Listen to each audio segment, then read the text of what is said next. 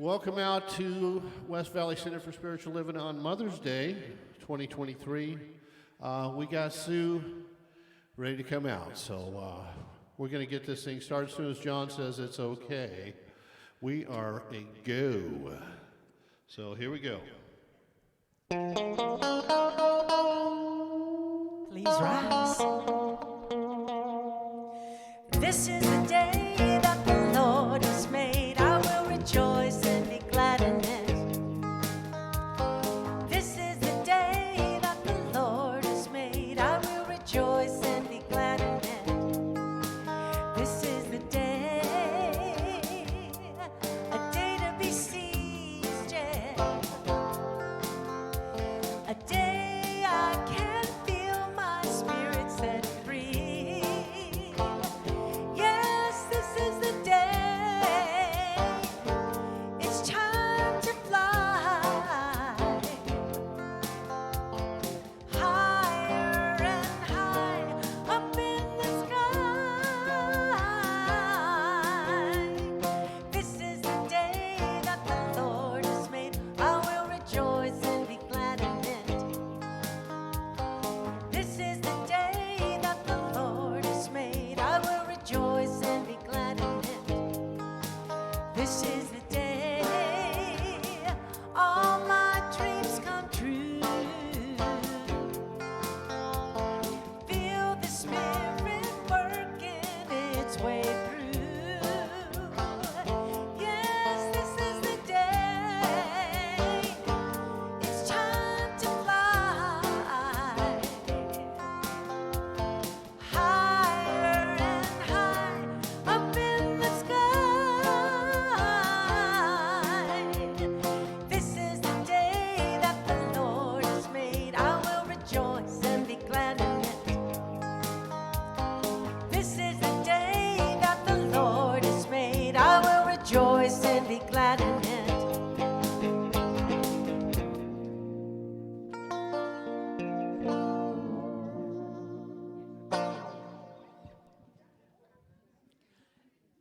Good morning and welcome to West Valley Center for Spiritual Living. My name is Reverend Susan Peterson, and I am your opener and closer today. Today we have our beloved Sue Witter, who will be replacing Karen. I'm Clyde, and Kathy will be doing the invocation. And we have our musicians as always. We are so grateful to have you here today. Just a reminder, practitioners are available after service, or if you're on video watching us today, they're in the,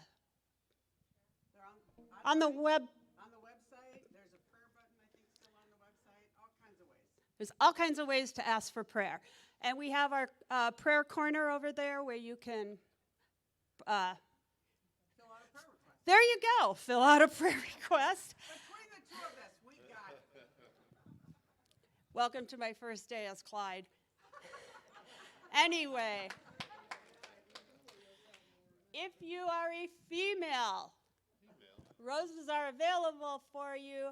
Remember, it takes a village to raise a child. And for those of you who are mothers, happy Mother's Day. And welcome to our service. Let us head to our vision statement. And together, we are a loving, joy-filled community honoring the many paths to God as we learn and live the science of mind principles. And so it is.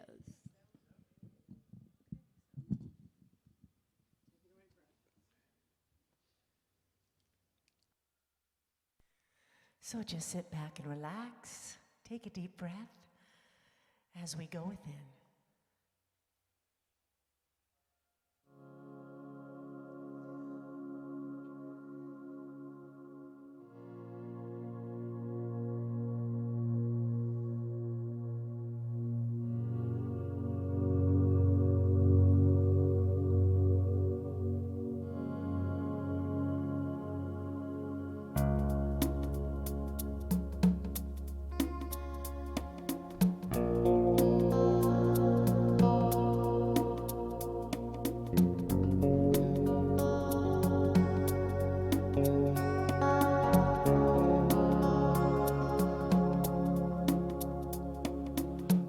make a quiet place within my heart, and I will wait upon the Lord, wait upon the Lord. Be still, my soul, be still. Be still, my soul, be still. Be still and know.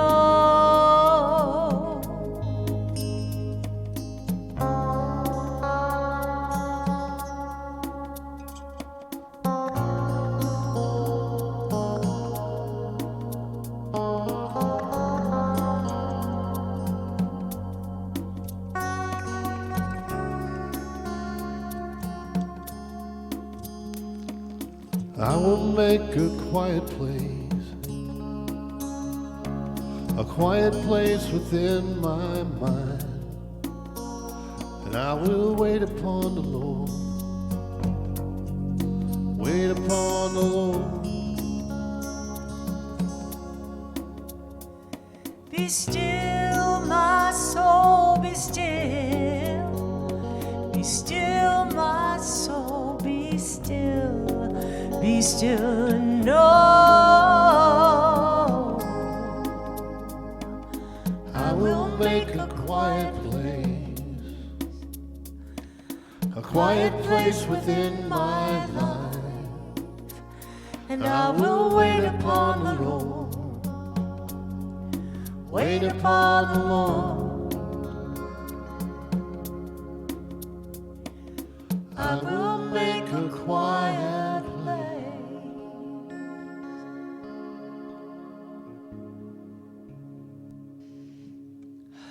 And in this quiet place, this sacred space, there is but one absolute love, joy, beauty, peace, health, freedom, light.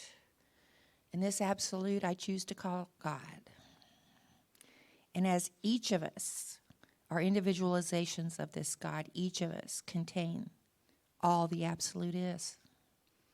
We are all love, light, beauty, peace, joy, freedom, light.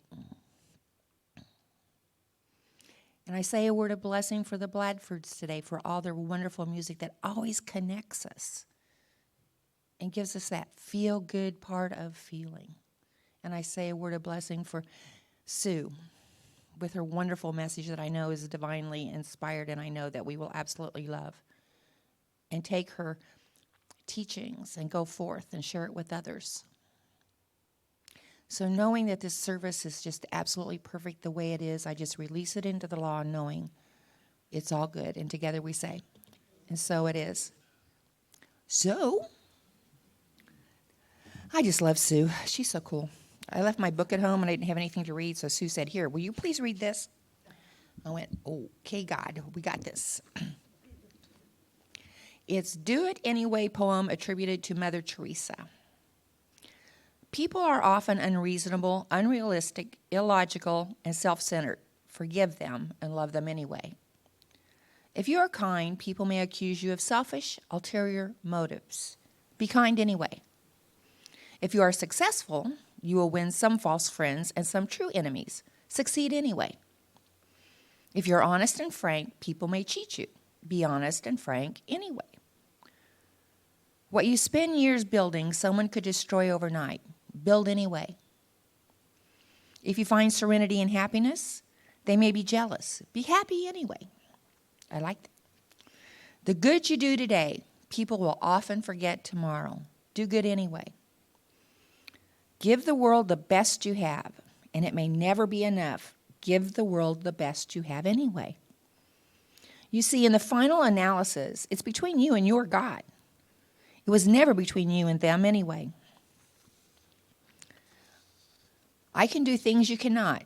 You can do things I cannot. Together, we can do great things. I used to believe that prayer changes things, but now I know prayer changes us, and we change things. Not all of us can do great things, but we can do small things with great love. Mother Teresa.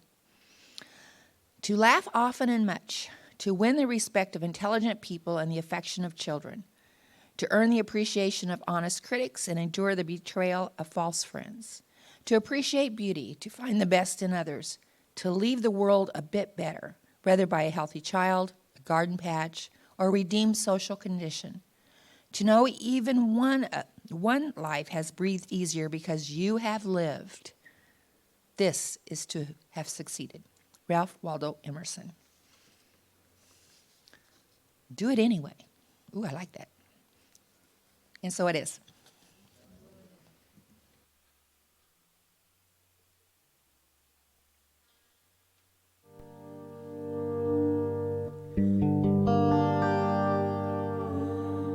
Birds flying high, you know how I feel.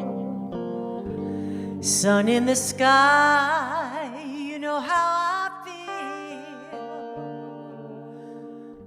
Breeze drifting on by, you know how I feel. It's a new dawn, it's a new day, it's a new life for me, and I'm feeling good. Snap your fingers with me. Fish in the sea, you know how I feel. River running free, you know how I feel. Blossom on the tree, you know how I feel. It's a new dawn, it's a new day, it's a new life for me, and I'm feeling good.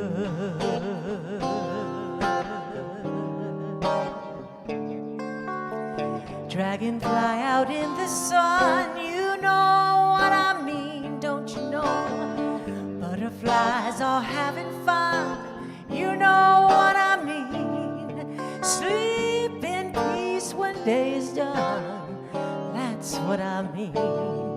And this old world is a new world and a bold world for me, and I'm feeling good.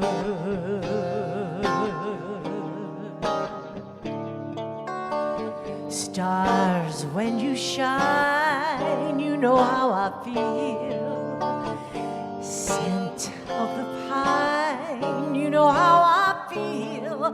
Oh, freedom is mine, that's how I feel. It's a new dawn, it's a new day, it's a new life for me, and I'm feeling good.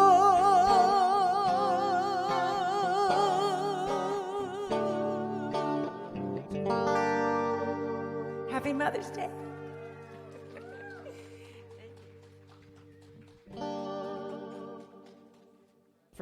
Does that not make you feel good? I'll tell you what. I asked Kathy to sing that last week, and I hadn't written the talk or anything. You know how, I don't know about you, but I have like an endless loop in my brain with a piece of music. Sometimes there's nothing you can do to make it stop. I've tried without success. Frequently. So, happy Mother's Day to everyone. And for those of you who are brave enough to wear hats, thank you. And actually, Dorothy Moore's in the house because Sue Ann is wearing Dorothy's hat. If you remember, that was the hat that Dorothy always wore. Doesn't that just make your little heart, for those of us who knew and loved Dorothy, that just makes my heart sing. So, anyway, so happy Mother's Day. And hopefully you got a flower, and to know that really the guys could get one too, truthfully, because the truth is that we all have masculine and feminine energy. That by definition, the healthier we are, the more balanced that is. Ooh. All right. That's right. All right. scary. It wouldn't have been where I would have even like had that happen. But hey, all right, God, go for it. Anyway, sorry about that. So this year's theme for Centers for Spiritual Living is living out loud. That is just being full out who you are in all ways, in all ways. And this month, they're looking at light within shadows, or the light in the dark. And it really is the inner, the outer.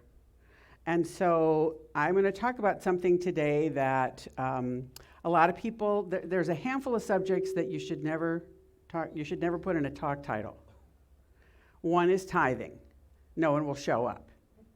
Another one is forgiveness. No one will show up.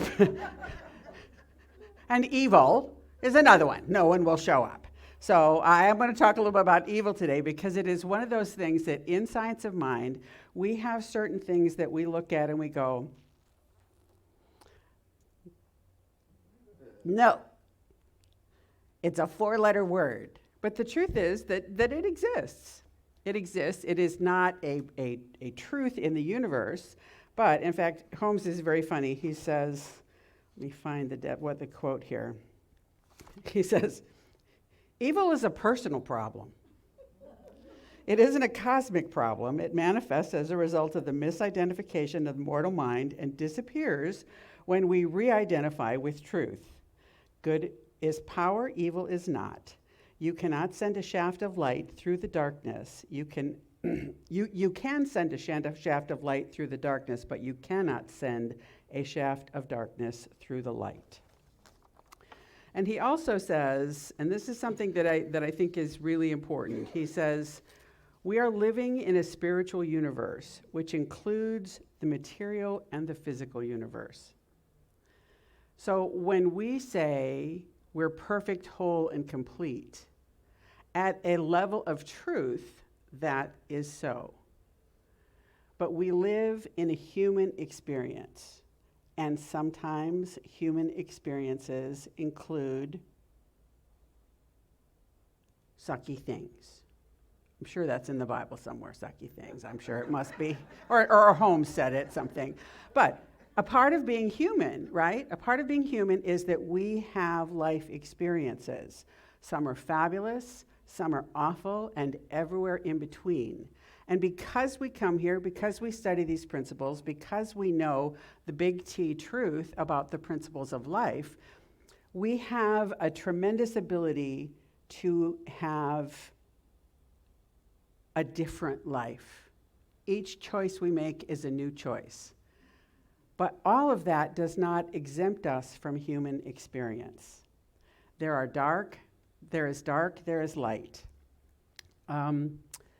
So for me, spirituality is always very paradoxical. And the good old dictionary about paradox says, I like this part, a seemingly absurd or self-contradictory statement or proposition that when investigated or explained may prove to be well-founded and true. A statement or proposition that despite sound reasoning, or what is apparently sound reasoning, from acceptable premises still leads to conclusions that are senseless, unacceptable, or self-contradictory.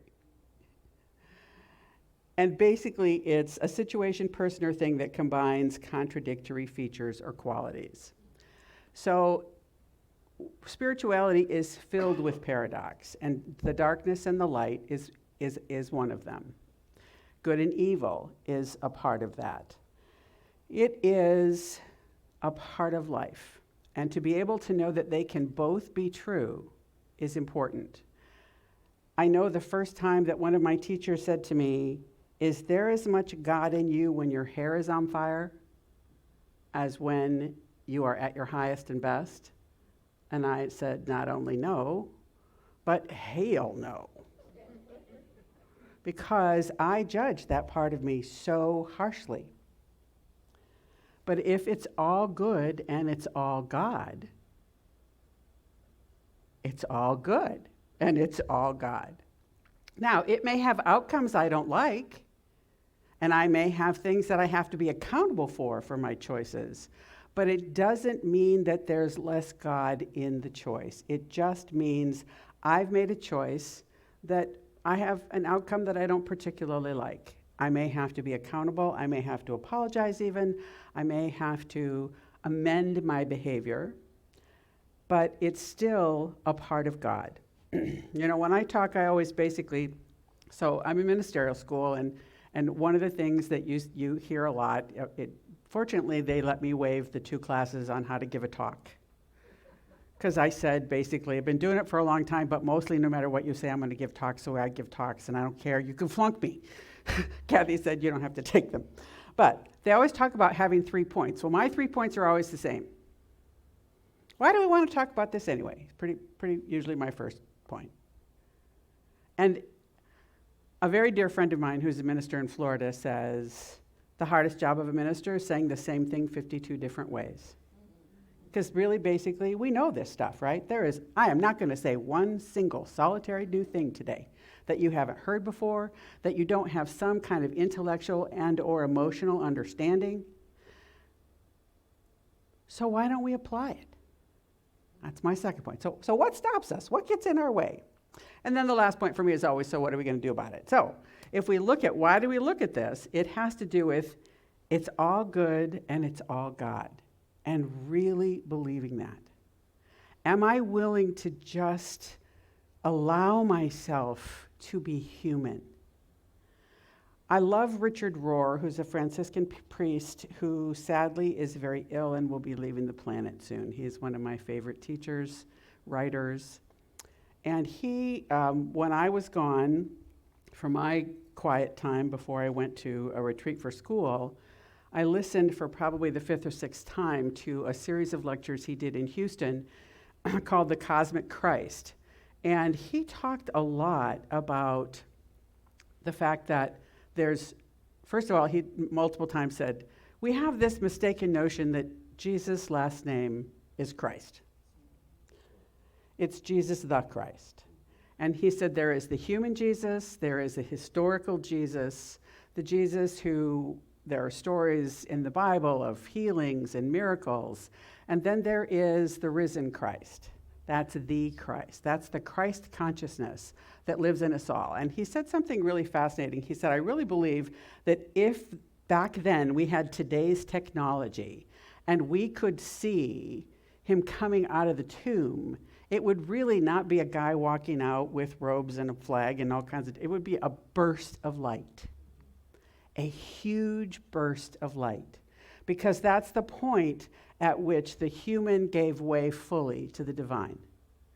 But the thing that Jesus, as the great example for us, taught us is that in our humanness, they are not mutually exclusive, our humanness and our divine, that they are one and the same.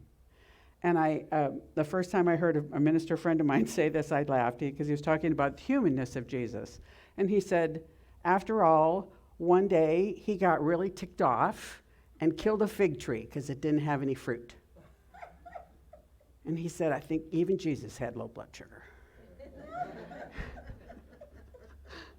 He's a very irreverent minister. But he did. He got mad. He threw the money changers out of the temple. He did all kinds of things. He exhibited his humanity. When he was in the Garden of Gethsemane, it was really one of the biggest times when he went, seriously, God? Seriously? Do we have to do this? Is there not some better way? I'll do it, but come on, really? Richard Rohr talked about not only having, he said it's the dark night of the senses, not just the dark night of the soul, but it is more than that. It is anytime we have those periods of questioning where we say, is this really what we want? Is this the right way to do things? How am I to proceed? And the dark night of the soul is when we go, oh, screw this, man. There's none of that. I think we've all had periods where we go, I don't believe this stuff, because if I did, my life would look different. I know when Ralph was first diagnosed, with some of his memory issues. It was a very, very difficult time for both of us because it was like, no, we don't want this. Out with this human experience. But it is a part of the human experience. So rather than fight it and resist it, I can allow myself to feel the feelings that I feel. So in the Glossary of New Thought Dictionary, Holmes talks about the pairs of opposites. He said the pairs of opposites are the principle of duality, of two opposing forces such as light and darkness, heat and cold, male and female, positive and negative. These principles are found in most ancient religions as well as in the Christian faith. However, the term does not necessarily mean conflict, but rather balancing forces. They are really the two ends of a pole. On the physical plane, often we refer to it as a shadow world or a world of illusion, where man swings between these pairs of opposites, joy and despair, sickness and health. And as we become illumined and rise in the thought planes of our existence, we rise to that capital R reality. And for me, it's about that, about saying I can see the dark and the light as balance, or I can see it as bad. Because for years, it makes sense, right? Who wants to feel bad? So nobody really chases that. It's like, oh, gee, life's going too well. I think I'll trash it. But the truth is that we have certain levels of comfort that we have. We are comfortable at, Gay Hendrickson talks about our upper limit of happiness that we can allow ourselves. And that it usually comes from our family of origin. And when we pop up above that level, that upper limit of happiness, sadly, we go, I'm not comfortable here. And we will do something to make sure we drop back down. So from my perspective, a part of that balance of dark and light is to be able to say, even if something has happened that's pushing me in a direction I don't want to go, am I willing to bless and love that experience, because that's what makes the difference. Holmes talks about, let's see, I'm ahead of myself. Evil is not overcome by fighting it or by recognizing it, but by non-resistance to it, by looking through the evil into the good. Thus, evil becomes transmuted. Spiritual communion dissolves evil, and light dissipates the darkness. From Pray and Prosper. It's about realizing that what Plato said, Plato said ignorance is the root of all evil. But Goethe, the German philosopher, said it's obstinate ignorance. Do you like that term? Obstinate ignorance. Have you ever been obstinately ignorant? I have. I have. You know, even though there's something somewhere in you that goes, you need to just let this go. And you go, I'm kind of attached to it. I'm familiar with it. I know how to be it. I know how to be this. I don't know. Obstinate ignorance. Because the truth is that when we live in that lighter space, life is easier, even in the darkness, to be able to sit with a sense of lightness in your heart.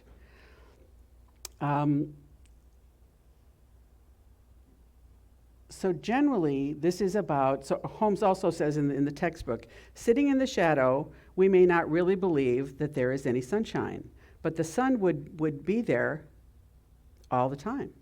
It is there all the time, but we must simply awaken to it. Because if you think about the questions, there are questions like, Martin Luther King talked about, you can only see the stars in the dark. The sun's still there, right? In the dark, the sun's visible somewhere else. It's not gone. In fact, it's reflecting. The moon itself is a reflection of the light. The stars are out right now. Right now. Every single star in the firmament is shining as brightly as it will be tonight. And if you go to someplace truly dark, when we were in Oregon on the coast, at midnight or 11 o'clock maybe, they turned the lights off that would shine out onto the water. And I walked out a few times and looked up, and boy, when there isn't a lot of ambient light, how amazing. So that much, those stars are always there. They are always burning that brightly. It's just being willing to stand still in the dark and look up. So why do we want to look at this whole concept of dark and light? So one of the things that happens in Science of Mind quite regularly is something that we call spiritual bypass. And that is my equivalent of the joke, how do you tell a metaphysician in hell? The people walking around saying, it's not hot and I am not here. It's not being willing to stand still and feel and say, this is where I am. But the only way out is to be able to stand still and say, this is where I am. As long as we aren't willing to own where we are, there's no way to plan an accurate route out. If I'm here and I want to go to Portland, which I did last month, I have a handful of choices, but I have to know I'm in Phoenix. I either have to get on the right roads, I have to book a flight to the right airport. There was a woman who actually did book a flight to the wrong airport for our retreat. I'm not quite sure how she did that, but she did. And it didn't work. She got there a day late. We have to know where we are. We have to be willing to say, it is true. I'm here in this place where I have my grumpy pants on. I have not figured out how to get them off today, this week, this month, depending on how long the grumpy pants stay.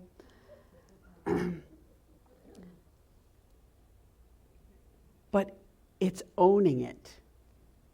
Yea, though I walk through the valley of the shadow of death. Key words, walk through. Don't pitch a tent. Don't build a condo. You may have a familiar campground, but walk through. Walk through. We all have traits that we're not proud of, right? Things that embarrass us, things that when we look at ourselves and we go, boy, do I wish I could not do that. Boy, do I wish that this were a different aspect in me. But disliking it doesn't change it. You know, I spent years and years and years in debilitating chronic pain. And I tried everything. Every medical treatment, every experimental medical treatment, Eastern medicine, Western medicine, energy work, you name it, I did it. And when I was taking Mastering the Impossible, the instructor said to me, I don't know that I've ever met anyone quite as disconnected from their body as you are. And I sat there for a second and went, not many people know that. And I looked at him and I said, if you lived in this body, you'd want out too. And he said, why? And I told him. He said, fabulous. Your impossible project this time is living in a pain-free body. And I thought he was smoking crack and told him so. I said, you have no idea what I have tried. You have no idea what I have tried. And you want to know the thing that made all the difference? He said, you curse your body on a regular basis when you're in pain. You judge it as broken. You judge it as dysfunctional. You judge it as unacceptable. How do you feel when something tells you you're broken and unacceptable? Not very good, right? Doesn't give you a whole lot of motivation to change.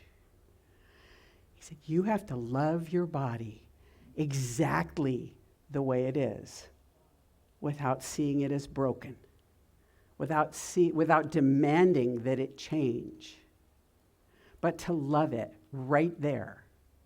And I spent a year, literally, I would wake up at night, and normally when I would wake up at night from pain, I would curse my body. Damn hips, wake me up. My shoulder, wake me up. Stop. Love it. Love those hips. Thank them. You have, because I did a lot of not nice things to my body. I will tell you the truth. I was in a parked car hit by one going 80. and a whole lot of other car accidents where mostly I was a passenger. So name of the game is if you're going somewhere with me, let me drive. Because passengers was not my thing. That's not true. I haven't had an accident for 30 years plus. But the worst ones were all with me as a passenger.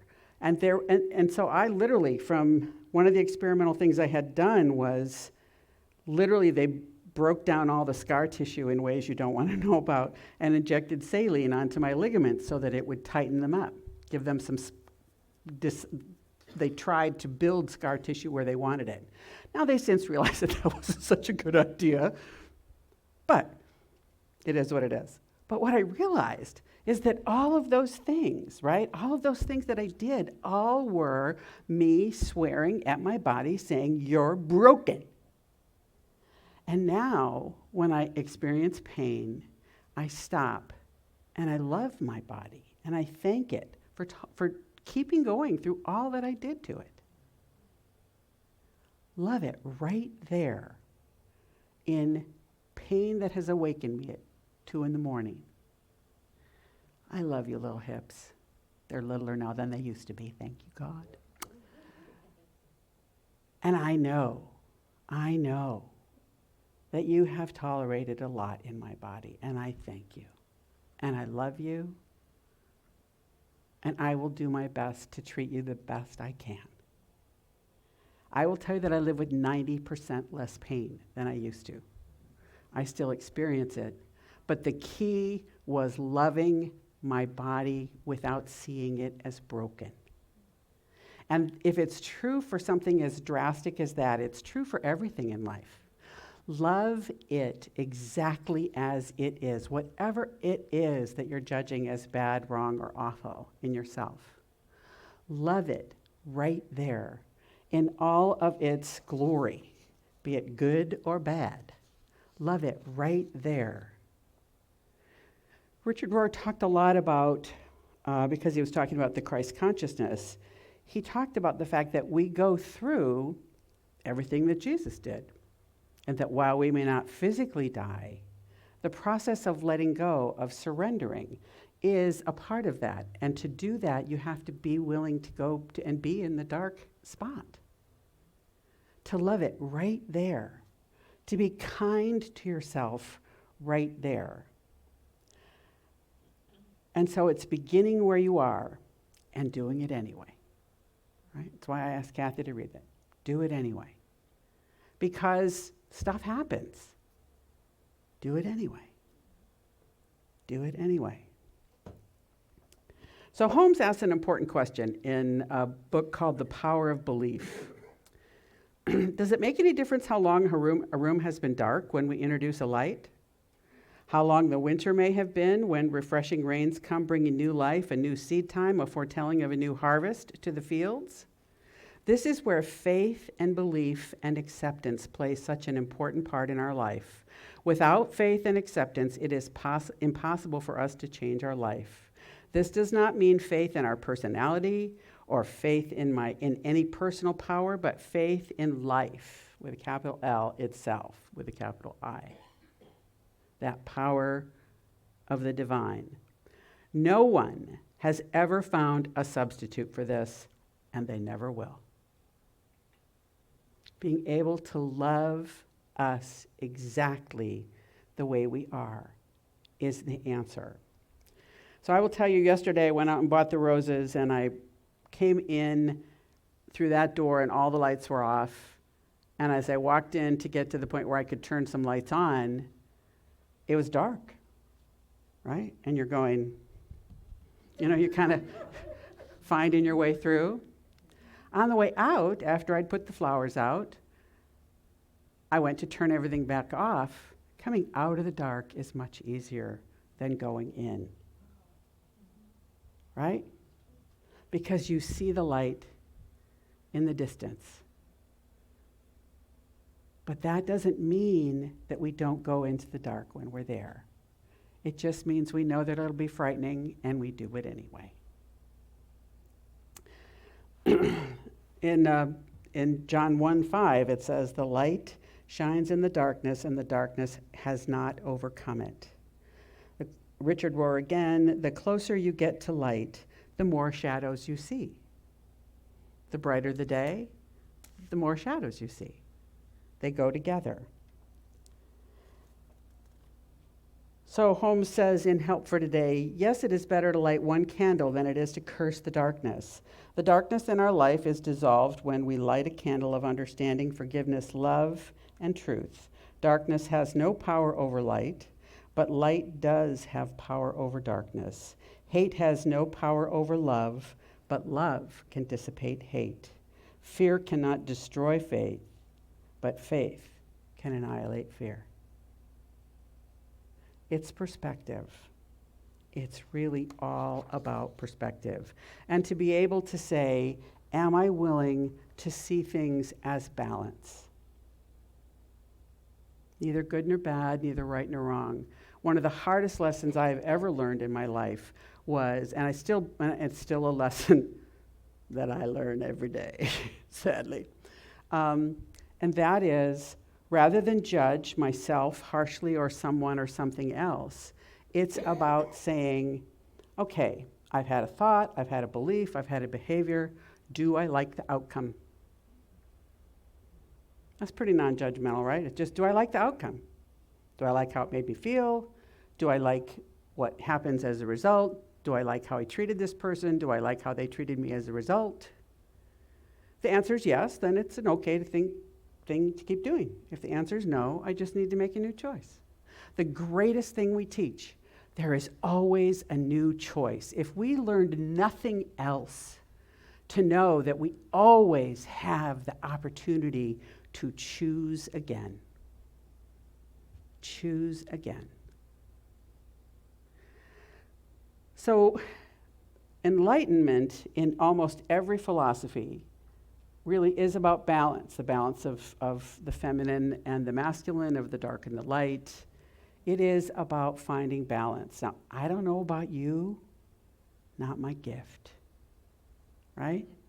I tend to hang out here on the far edge of the standard deviations in the bell curve. I love the bell curve. But a lot of time I'm out here way at the end, either this end or that end, depending on what John's going. Will you stand still? He's having to move the camera as I wander around.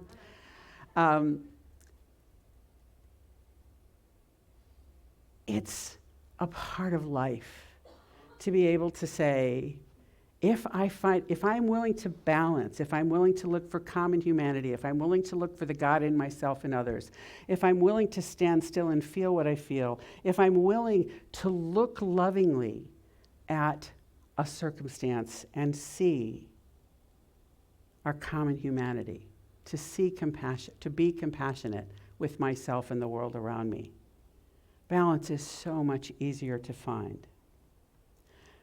The divine feminine is the soft, creative, life-giving side. And women bring life to the planet, right? It takes two. You know, from the minute they figured out science and how babies really exist, there has never been another myth of virgin birth.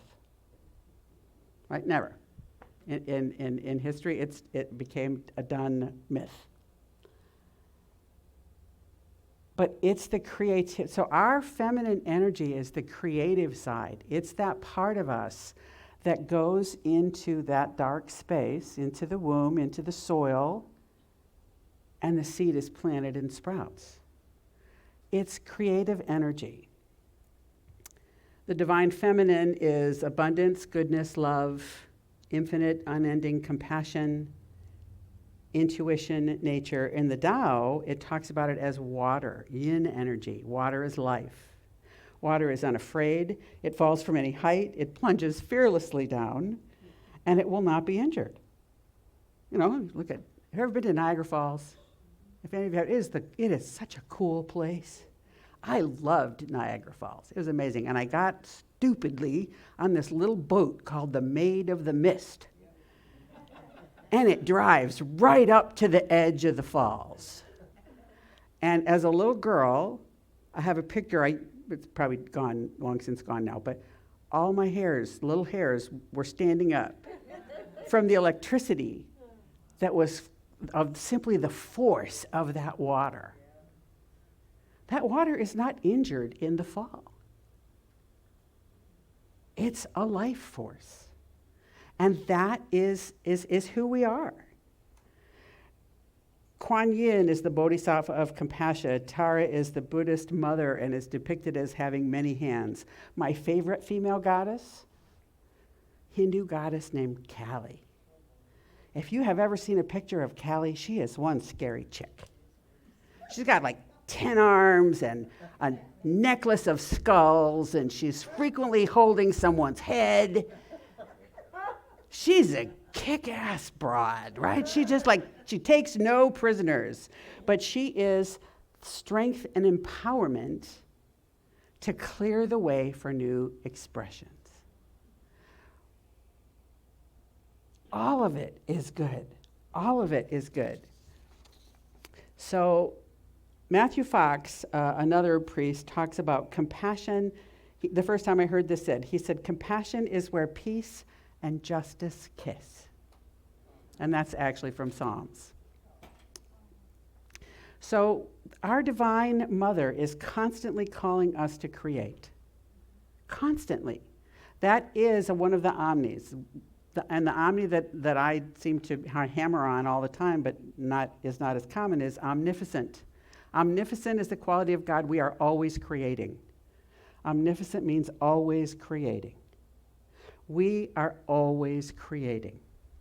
It doesn't ever stop. That's the good news, and that's the bad news. It doesn't ever stop. The difference is, do I rise above and make a choice that has an outcome that I like? It can be that simple. Do I make a choice that brings more light into the world? Do I make a choice that brings more love and kindness and compassion in the world? Do I make a choice that is a kinder choice? The Gnostic Gospel of Thomas says, if you bring forth what is within you, what you bring forth will save you. If you do not bring forth what is in you, what you do not bring forth will destroy you. We have within us everything that we need. So I have been taking a class, this is my third class now with this instructor. His name is Dr. Tom Sanner, who's, if you want to know anything about Ernest Holmes, he is a walking encyclopedia. A walking encyclopedia about both Holmes and Troward. And in the class, we were talking about, now Reverend Cheryl can do this from memory. And for those of you who have studied with Cheryl, many of you probably can't too, but I have to read it because I always get the order wrong. Thomas Troward describes the gifts of spirit as life, light, love, peace, power, beauty, and joy. And in class on Thursday night, when we were talking about that, Dr. Sanner said, really, suffering only happens when we take our focus off of those spiritual qualities. That's it. How do you want to feel better? Shift your focus. Shift your perspective.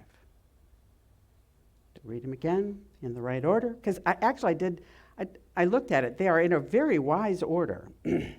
Life, light, love, peace, power, beauty, and joy. Because Troward didn't believe in negative causation. He just believed we stop looking at the good. And Holmes says healing is revealing the presence of wholeness. All appearances of anything other are just error thinking.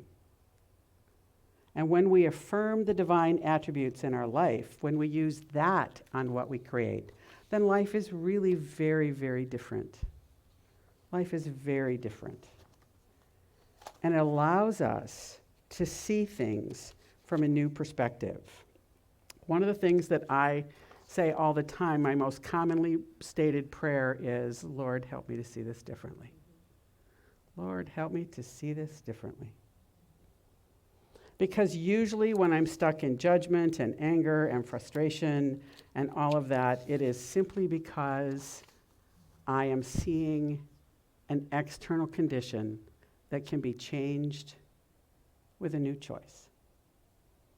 Even if the condition doesn't change, I change. My perspective of it changes. How I respond to it changes. I've said often that there was a man that no longer works with me. Thank you, God. But he was my litmus test. And I knew that when I would look at him and go, jerk. I had 1,001 judgments. He was who he was every day that I worked with him for 10 years. Some days he didn't bother me, and some days I wanted to meet him in the parking lot with my bumper. I would love to tell you that isn't true, but I can't. What changed? Me, my perspective. So am I willing to allow that? Elizabeth Kubler-Ross says, people are like stained glass windows, which I think is quite a lovely notion of all the different broken pieces, that are put together in this gorgeous order. They sparkle and shine when the sun is out, but when the darkness sets in, their beauty is revealed only if there is light from within. It's one of my favorite quotes of her. Only if there is light from within. And the good news is that the light from within is unstoppable. It is unstoppable. We can hide it under a bushel, as it says, but it does not stop. Now, I have to do this partly because I want you to see the back of this jacket, but partly for a point. And that is, I can look out and see you all right now. If I do this, you can see the cool back of my jacket, but I can't see you. Are you still there? Of course you are. Of course you are. And so for me, that's the great lesson, is that it's merely a question of, am I willing to turn around? Am I willing to turn around? It doesn't have to be any more complicated than that. When I was sharing in class, because in class, at the end of the class, they always have everybody talk about what was their big takeaway for the night. And for me, it was remembering. It was remembering that absolutely nothing can stop the light. So I'm going to end with this quote from a book from Ernest Holmes from 1958 called Help for Today. And I'll probably cry, because I love this quote. Let us therefore light the candle of love, human kindness, forgiveness, and understanding in our own soul, and let it shine brightly. Let us not peer into the darkness, troubled and concerned because it is so foreboding and unknown. Rather, let us remain steadfast in the radiance of that spiritual light of truth within ourselves. Let us stand guard so that the winds of malice, cross purposes, ignorance, or misunderstanding will not blow out the light. Let us so live each day that the light from our candle of spiritual knowledge will forever be clear and understood, not only by ourselves, but by all with whom we come in contact. So what I'll ask of you this week, let that light shine to all with whom you come in contact. Thank you.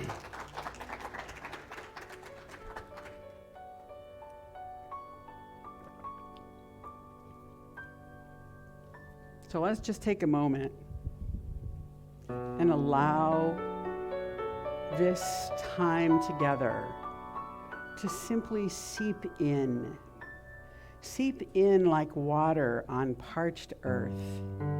When it's dried and cracked, the water comes, and sometimes it gets muddy and messy before the water seeps in and softens the earth.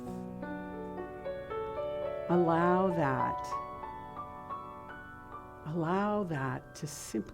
everything from today to simply find a place to seep into the cracks of our mind, of our hearts, of our very soul, and allow the divine to soften and quicken and enliven us.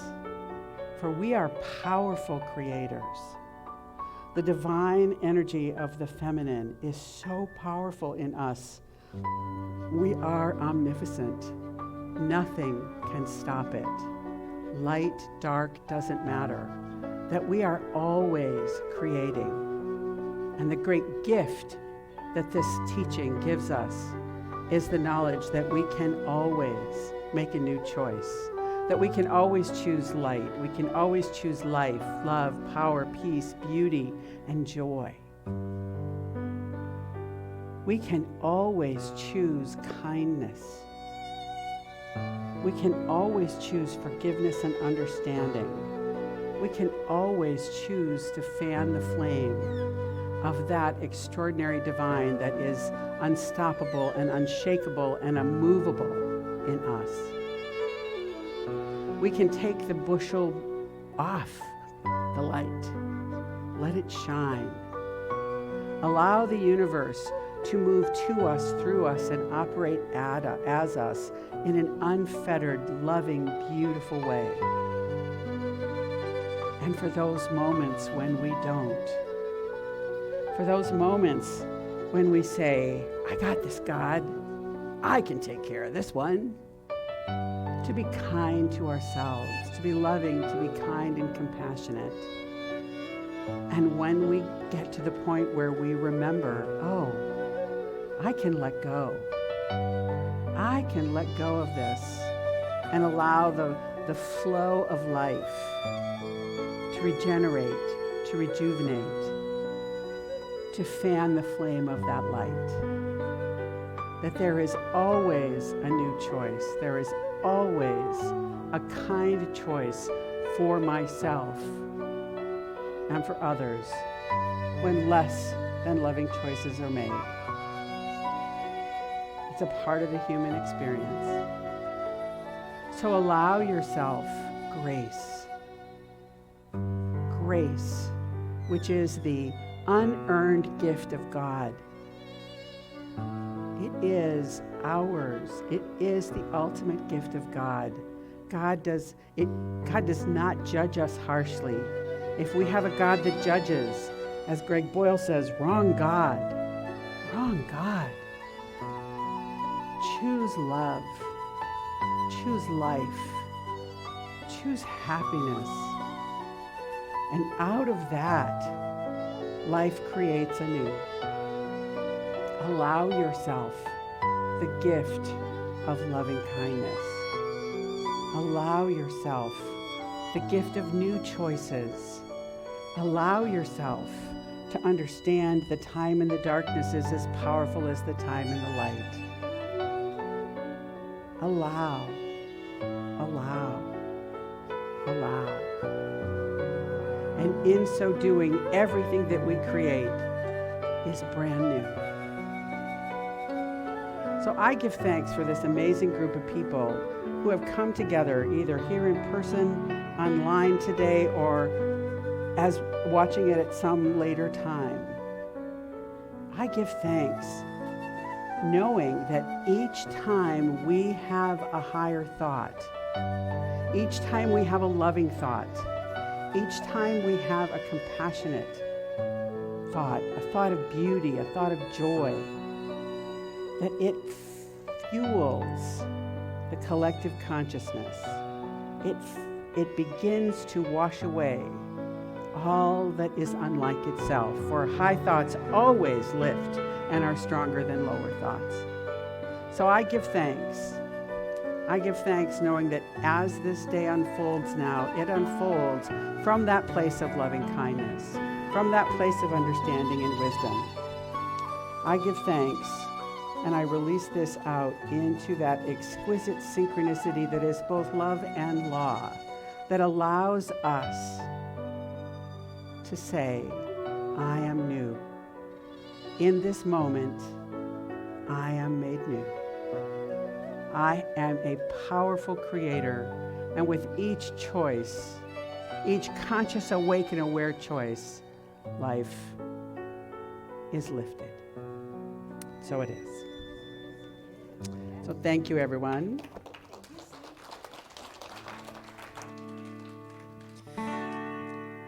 Grateful, grateful, grateful for all the love that I have. I am so grateful, grateful, grateful for all the love that I have.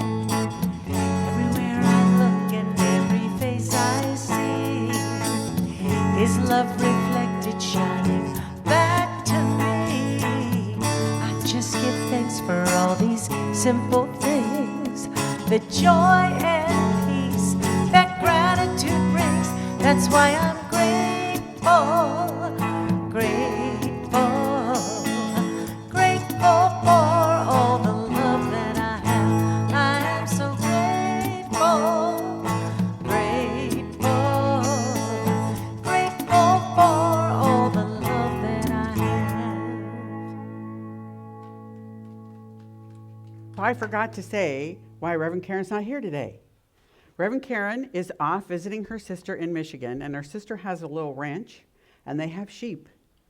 And the sheep are being sheared. And apparently, the sheep shearing guy, and any good sheep shearer apparently, can get all of the fur, wool, off a lamb in one piece. And it comes out looking like a lamb, or like a sheep. Then it comes out head, legs, body, the whole, and you could drop it like on a something, and it would,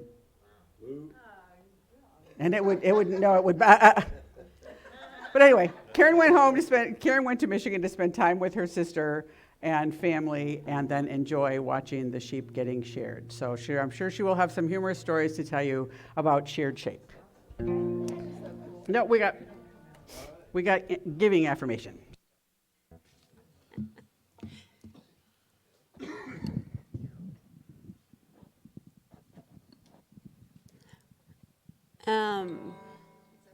Like she said, we have the giving affirmation next. Together, I live in a consciousness of good. Divine love blesses and multiplies all that I am, all that I have, all that I give, and all that I receive. Thank you, God. And so it is. Please rise for our last song.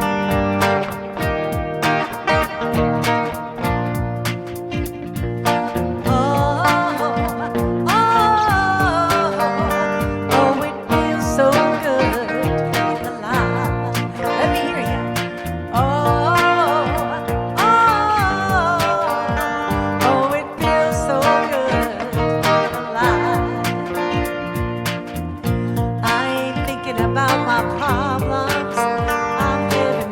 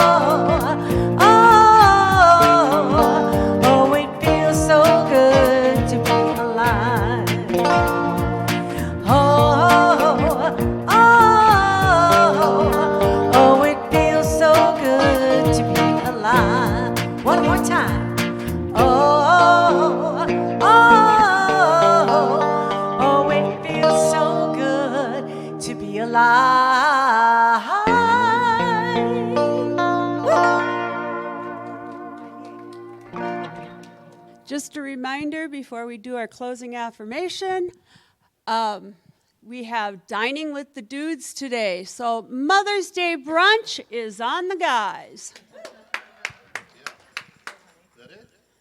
And our closing affirmation, I see God in all of me. Together. I see God in all of me. In the darkness and in the light. In the darkness and in the light. I claim all the good that God has for me. I claim all the good that God has for me. I am a powerful creator. I am a powerful creator. And so it is.